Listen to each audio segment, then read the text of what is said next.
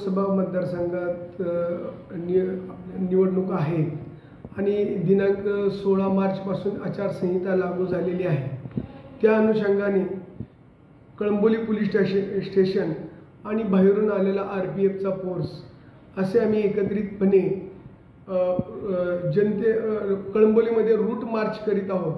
ह्या रूट मार्चचा आमचा उद्देश असा आहे की लोकांनी भयमुक्त वातावरणामध्ये निवडणुकीला सामोरं जावं, तसेच लोकांनी जास्तीत जास्त लोकांनी मतदान करावं, मतदानाची जागृती व्हावी या अनुषंगाने, तसेच भयमुक्त वातावरणात आणि शांततेच्या वातावरणात निवडणूक पार पाडावी हा जनतेमध्ये विश्वास निर्माण करण्याच्या उद्देशाने आम्ही कळंबोलीमध्ये हा रूट मार्च आयोजित केलेला आहे। साधारण किती फोर्स असेल आपल्यासोबत?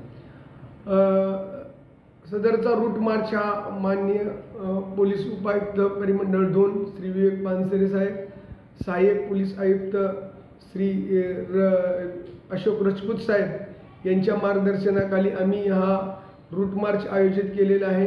या रूट मार्चमध्ये साधारणतः 7 ते 8 अधिकारी आणि 100 ते 125 पर्यंतचा आमचा फोर्स असेल।